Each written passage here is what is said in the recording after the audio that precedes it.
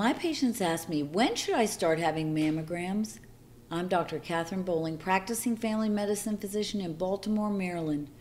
And this is something on the mind of many of my patients because there's lots of different controversial recommendations from different groups about how often you should have mammograms. Some groups say you should start at 45, some groups say start at 50, have it every year, have it every 2 years. I'm going to tell you my opinion and why I have it. First of all, a lot depends on family history.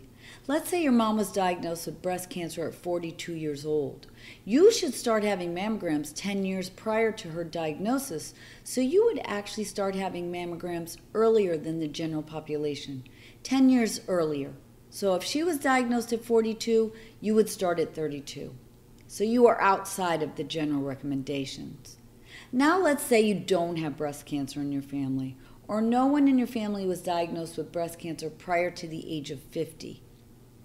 In that case, my recommendation is that you start at age 40 and you have your mammograms every year.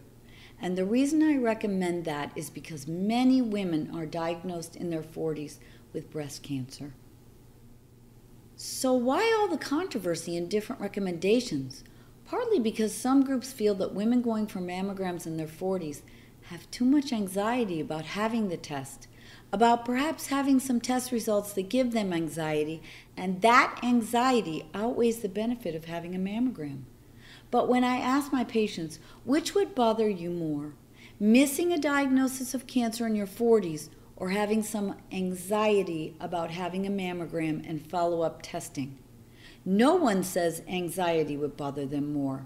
Every single woman says, I don't want to miss a diagnosis of cancer. So my recommendation to you is start at age 40 and have your mammograms every single year unless you fall outside the normal recommendations. And then you should start having testing done 10 years prior to the diagnosis of your relative, mother, sister, someone who's a close relative, and have it every year after that. Thank you for listening. I'm Dr. Catherine Bowling, practicing family medicine physician in Baltimore, Maryland, giving you information for a healthier, happier you.